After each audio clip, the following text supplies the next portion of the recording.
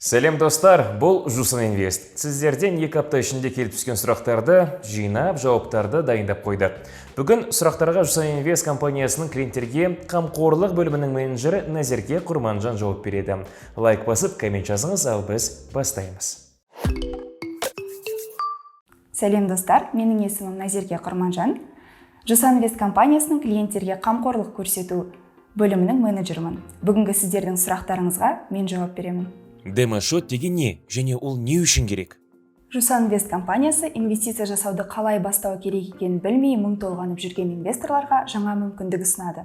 Енді сіз виртуалды ақшамен өзіңіз қалаған акцияны сатып алып, не сатып, қор нарығында тәжірибе жинай аласыз. Бұл функция демошот деп аталады. Ол шынайы брокерлік шотқа өте ұқсас. Сізге қор нарығында сауда жасауға 5 миллион теңге мен 10 мың доллар көлемінде виртуалды қаражат беріледі. Демошот арқылы әлемнің ең ірі биржаларында саудаланатын бағалы қағаздарды сатып алуға және сатуға болады. Демошотта да барлық биржа талаптары ескеріледі. Егер акцияның бағасы өссе, сіздің демо портфеліңіздің де бағасы сонымен бірге өседі. Кассе биржасы қалай жұмыс істейді? Қазақстан қор биржасы, қысқаша Кассе, бүгінгі күнге дейін жұмыс істеп тұрған және штаб-пәтері Алматыда орналасқан Қазақстандағы алғашқы қор биржасы. Биржа 1993 жылы 17 қарашада ұлттық валютамыз теңге айналымға енгізілгеннен кейін араға 2 күн салып құрылған болатын. Алғашында биржа ұлттық валюта нарығын ұйымдастыру және дамыту, оның ішінде банкаралық валюталық операцияларды жүргізу үшін құрылған. 1996 жылы 13 қарашада биржа бағалы қағаздармен сауда ұйымдастыруға шексіз лицензия алды. Кассе құрылған сәттен бастап Қазақстандағы қор, валюта және ақша нарықтарына бір уақытта қызмет көрсететін жалғыз сауда алаңы болды. Валюта нарығының негізгі қатысушылары Қазақстанның екінші деңгейлі банктері мен Қазақстан Республикасының ұлттық банкі болып табылады.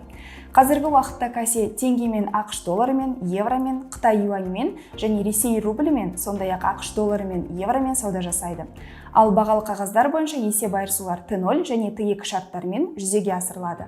Мұндағы Т0 сол сәтте есеп айырысулар, ал Т2 2 жұмыс күн ішінде есеп айырысу дегенді білдіреді. Кассе нарығында қазақстандық компаниялардың акцияларымен қатар шетелдік компанияларды да табуға болады. Ол үшін арнайы Кассе Global атты ірі халықаралық компаниялардың акциялары саудаланатын бөлімі бар. Дивиденд деген не? Дивиденд бұл компанияның өз акционерлеріне төлейтін пайдасының бір бөлігі. Компания пайда тапқан кезде оны өз акционерлеріне дивиденд төлеу үшін пайдалану туралы шешім қабылдауы мүмкін. Бұл компания акцияларының иеленушілеріне берілген сыйақы түрі. Дивидендтер әдетте ақшалай қаражат эквивалентінде төленеді. Дегенмен кейде олар компанияның қосымша акциялары немесе басқа бағалы қағаздар түрінде төленуі мүмкін.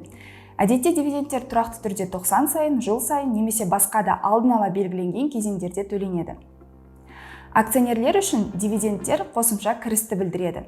Акцияларды иеленіп, дивиденд алған кезде сіз оны өз қалауыңызша пайдалана аласыз. Мысалы, басқа акцияларды сатып алу, яғни реинвестиция, немесе жеке шотыңызға шығарылым жасай аласыз. Дегенмен, барлық компаниялар дивиденд төлемейді. Кейбірі өз пайдасын бизнесті дамытуға, жаңа активтер алуға, немесе қарызды өтеуге қайта инвестициялауды таңдайды. Бұл әсіресе белсенді өсу сатысындағы компанияларға қатысты болуы мүмкін. Дивидендтерге кепілдік берілмейтінін есте ұстаған жөн. Компания өзінің қаржылық жағдайына, пайдасына және даму стратегиясына қарай дивиденд төлеу туралы шешім қабылдайды. Сондықтан, дивиденд күтетін компанияның акцияларына инвестиция салмас бұрын, оның қаржылық көрсеткіштерін және дивиденд төлеу тарихын зерттеген дұрыс. Күрделі пайыздар механизмі қалай жұмыс істейді? Инвестициямен айналысуды бастаудың ерте кеші жоқ, бірақ барынша ертерек бастаған жөн. Өйткені нарықта күрделі пайыздар механизмі деген түсінік бар. Ол инвестицияны ертерек бастаған инвесторлар көбірек табысқа ие болатынын көрсетеді.